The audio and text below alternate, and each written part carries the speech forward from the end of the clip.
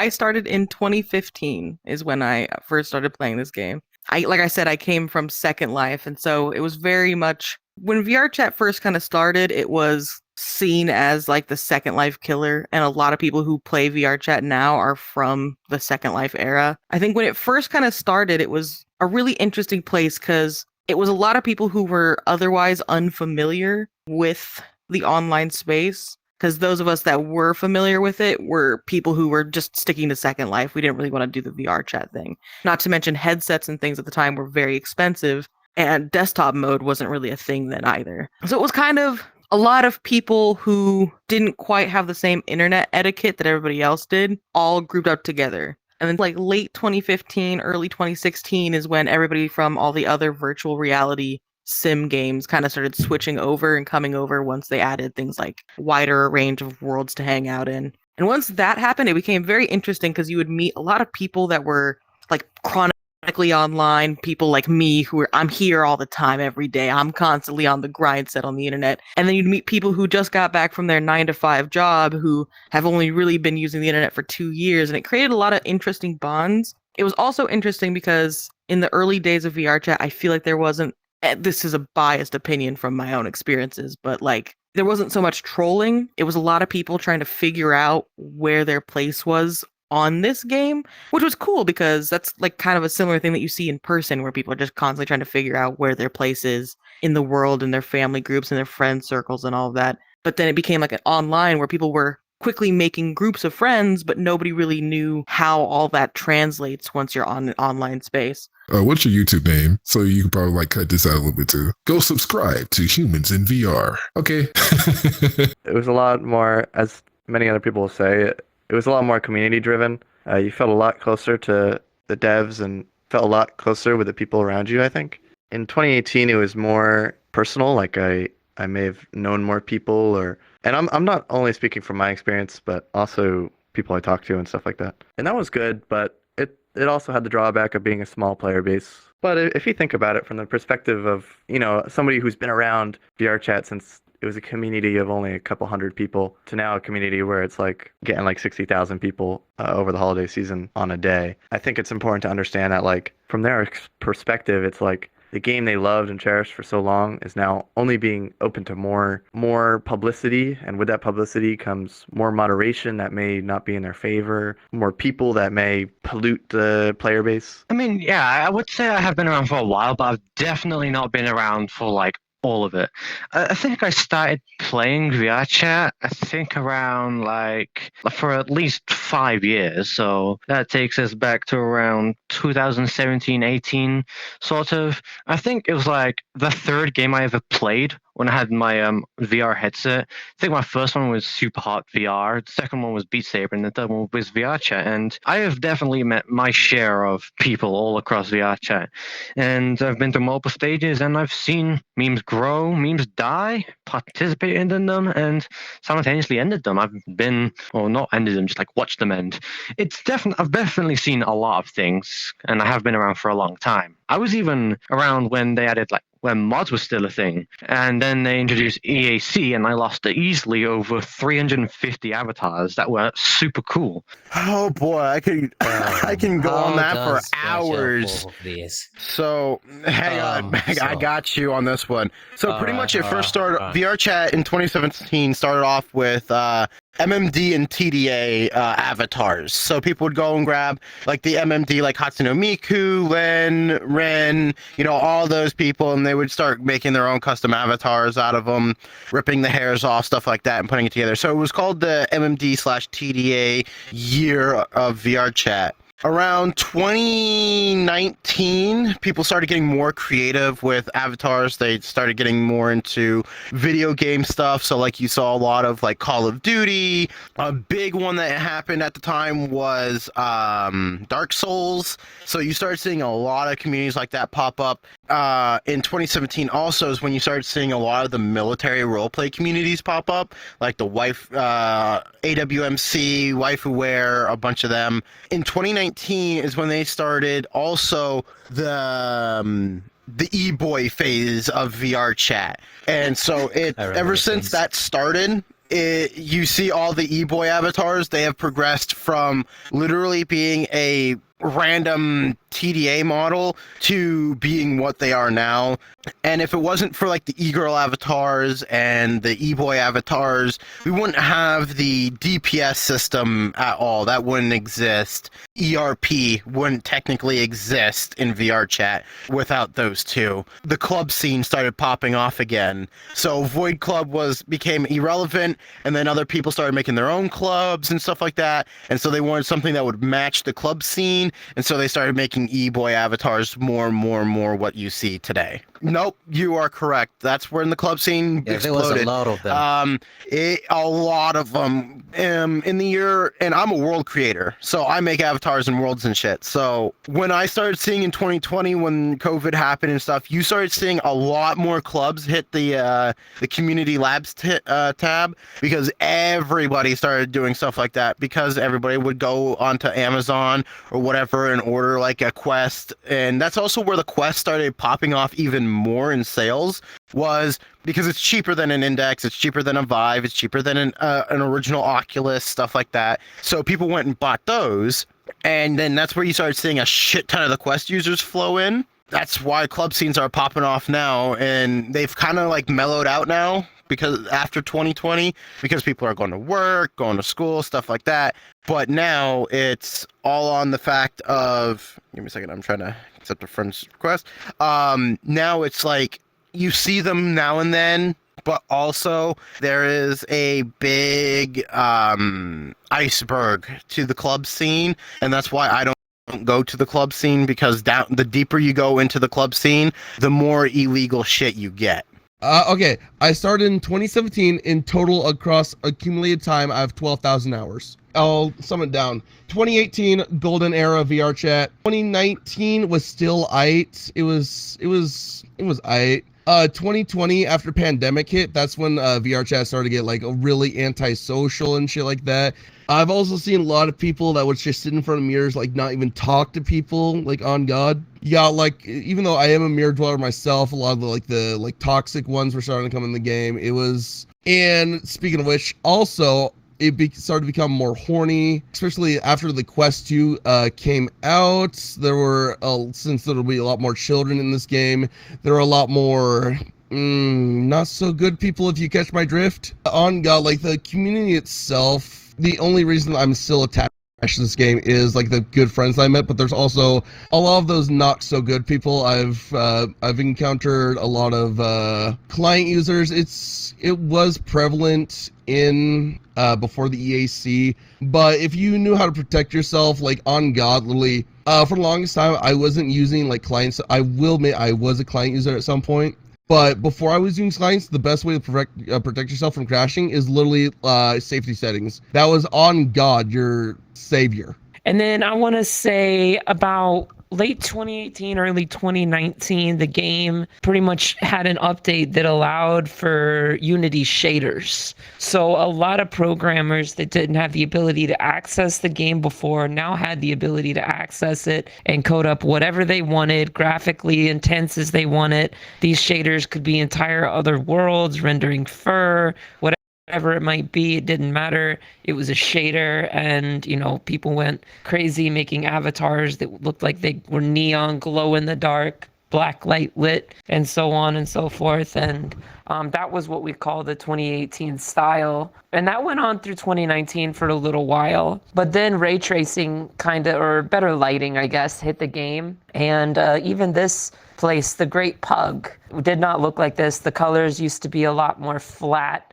a lot more bland. The lighting was not like as ambient as it is now. And it was very boring. It was just very boring overall. But then they rehauled it and made it look really nice and added ambient sound effects. So the game originally was a proof of concept for virtual reality for people that were like into anime, and they wanted what's known as a waifu, right? And they wanted that kind of in a virtual sense. So back in like 2015, 16, like those early years, the game was kind of invite only. We got to see short clips of people in virtual reality lined up with all of their waifus and stuff. And there was maybe only, honestly, there was maybe only 100 or 200 people that played the game, but that was because it was very restricted. That was before public release. I want to say around 2018-ish is when things kind of like fell off a little bit. There was like a drop in numbers, and the people that were joining this game were usually trolls, people who found out that they could play on their computers and they could go bully people who could have a headset on. It's really easy to make people dizzy or to put effects on your avatars that like break somebody's stuff or crashes them out of a game. So it was really popular then, I think, for a lot of newer people to get on, be trolls, and which caused what I think is the saddest part about current day VR chat, which is that people don't go to public sims anymore. Like a lot of the time, if you want to make new friends on VR chat, it requires you to put yourself at risk. Nobody wants to wear their own avatars that they make out here anymore. It's all public avatars, so you don't get your stuff ripped. When you come out here, you're scared of like getting yelled at by trolls or getting your game crashed. And that all really started around 2018. In my opinion, I honestly think that VRChat should have never made it Quest compatible. I think what would be better is that they made a separate game that was still linked to VRChat. So if you had assets on VRChat, you could link it to that game, but that game would be only for Quest people. Now, the reason why I say this is because if you've got there's like hundreds of thousands of avatars on VRChat that are only PC, but that's because they were made before Quest was introduced. And introducing Quest, they've made it so that all these avatars, which defined people, define who they were as their persona online, they could no longer express it because they were PC only. So it ruined a lot of people's personas. And now I have to resort to either being a trash can guy because that's a fallback. And it's impossible finding good avatars that are Quest compatible because half the time the effects on those avatars are only for PC. It's just that the base avatar for Quest, which makes it really annoying if you're trying to show something off. Because you're like, hey, I made this really cool avatar with all these effects and I made it Quest compatible. And the guy's just like, well, I don't see anything. I just see your avatar, and all that work is just annoyed. It's just gone. Yeah, but at the end of the day, those decisions were made mostly to incorporate the community and allow that many more people to actually be able to experience it. That is true. So yes, that is true. Even if there was some compromises, dividing the player base and having people pretty much playing two different versions of VR chat, each with its own perks and some of the limitations. You gotta understand that at the end of the day, the point of social VR is to unite people. And not everybody can have a really powerful computer, headset for that, etc., etc. Hence why making the application compatible with a low-end powered device, even if there are some caveats, is the best decision they can make. Because at the end of the day, it did brought an influx of people who would not be able to be on PC or play with a headset connected to a computer. Sure, there are many children. There are children, but at the same time, there's going to be people who are actually, people who might not be so crazy as to putting $1,000 or more for a computer, but they actually want to experience stuff like this, and they use that headset, and it allows them. It's a gateway. Yeah. I just want to say about the children of VR. I just want to talk about that topic wholly because, put your hand up if you think that kids should never be on VR chat. It's something that they should not do. Kids should not be in VR. Period. Yeah. Because the thing is that VR chat literally says that you have to be 13 years plus to play VR chat. And even then, there are thousands of kids on VR chat that are younger than 13. I've even met a kid who was 6 years old, and he's on VR. Because parents don't police internet experiences for their children. It's common knowledge by now. God, for fuck's sake, parents buy their kids freaking M-rated games. I've seen 8-year-olds playing Call of Duty. And that's fact, and they get surrounded by this, and when you allow them to experience that, and then you take it away, it's when chaos ensues, because that's how violent erratic behavior happens, because they were already exposed towards that. You expose them to something, and then you tell them no, and that's just you're lit in the fuse on a freaking kit bomb. Also in 2020 is when the whole brush thing popped off. Because Ugon and Knuckles kind of died a long time ago. Like 2019 is when they died.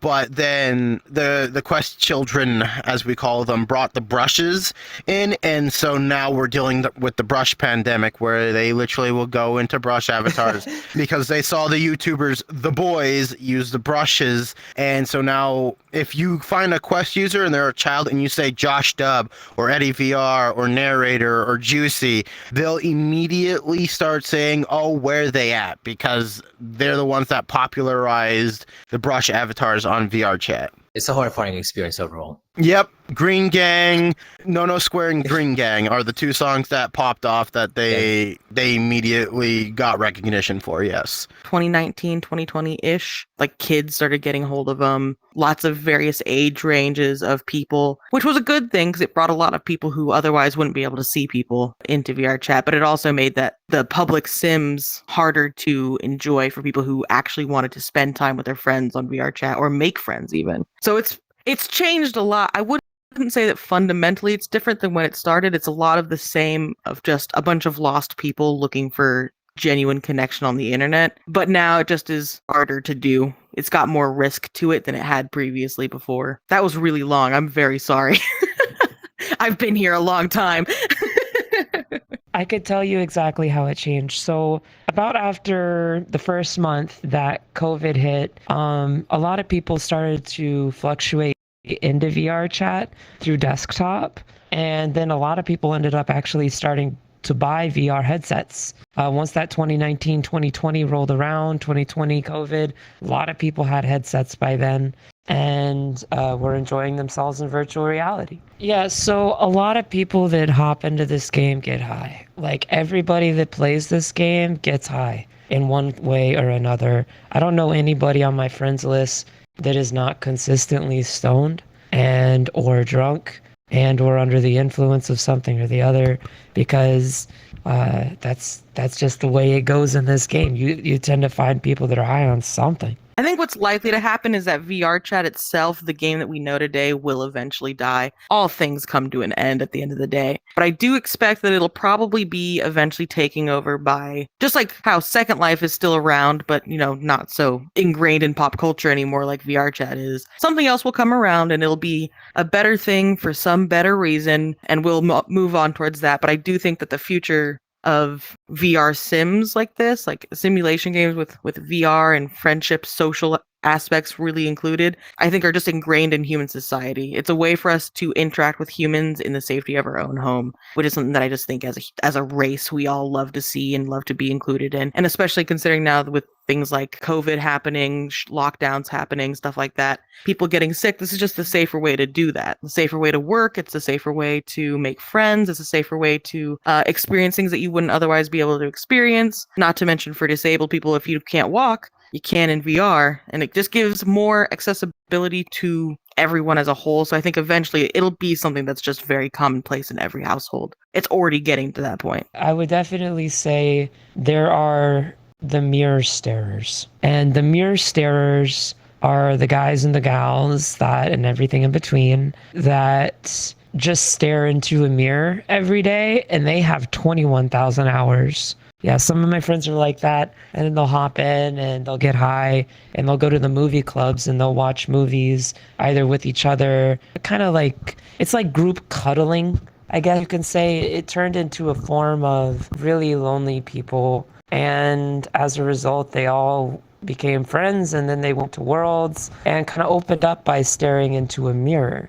So there's a lot of people that say VRChat has these mirrors and that it's a good thing. Some people say that they will not include a mirror in their world when they create it, because then it turns into a mirror world that people go to just to turn on the mirror, have a pretty background, and talk to their friends for, 2 weeks. 2021, I can remember a few things happening. We got the new user interface implemented. They added a premium membership so people could pay to have like their avatar up, and they could pay for a little banner and a profile and all that kind of stuff. So that way VRChat could earn some revenue, because it's 100% a free thing. Why is TCL, the guy who made this game, why is he doing this all for so many people free? It doesn't make sense, but how's he going to make money at the same time? Well, it turns out they could improve on the UI, and they took that idea and made it a business idea and said, okay, we can improve upon the UI, but how can we make that into a money earning thing? I think it's good. I think that people deserve money for what they made in the first place. So I think it's a good thing. I don't personally pay because I don't care for that. Oh, and the biggest thing in 2021 is when they introduced the AAC, the Easy Anti-Cheat. And the EAC completely destroyed everything of the modding community for VRChat. Even to this day, they haven't implemented all the things that all the mods could do. Me personally, I used to use mods, but only to, one, hide avatars at a certain distance so that I wouldn't lag, because a lot of people do a lot of crashing avatars and stuff. There was also one that I had that if someone tried to crash the lobby, I would immediately know the person's username, and that it would allow me to immediately report the person to VRChat. Because I suffer from seizures and shit, so I don't want to see massive flashing ass lights. I don't want to see people crashing me and all this shit. So I had defensive barriers in place, and VRChat completely ripped it out and destroyed everything for defense for those people with disabilities. Once the EAC came out, that's where VRChat took a massive hit. There is rumors and hints of probably corporatization in VRChat, where we will start seeing ads for like Hondas, or we'll see ads for, headphones or whatever. Yeah, we'll start getting ads possibly in VRChat. Yeah. Talking on the EAC thing, didn't like one of the devs get sued or something like that? Tupper got doxxed. Oh. Yes, Tupper did got doxxed. Yes, he got doxxed. To him. There was quite a few people trying to do lawsuits, but they didn't really succeed because he's the creator of the platform. He can do whatever he wants.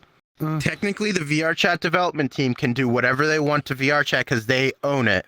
And since it was a third-party source that was being injected into VRChat, no legal thing would win against that, because it's a third-party site. It's not officially offered by VRChat. Always remember that the person on the other side of the screen is a person too. Whether it's a troll or a friend or just a random in some sim that you meet, they're a human being with feelings and a family, and we're all flawed as best as we can be, and we're all great, so be kind. Kindness is contagious. When you are kind, you inspire others. Be the spark. Spreading kindness merchandise available now.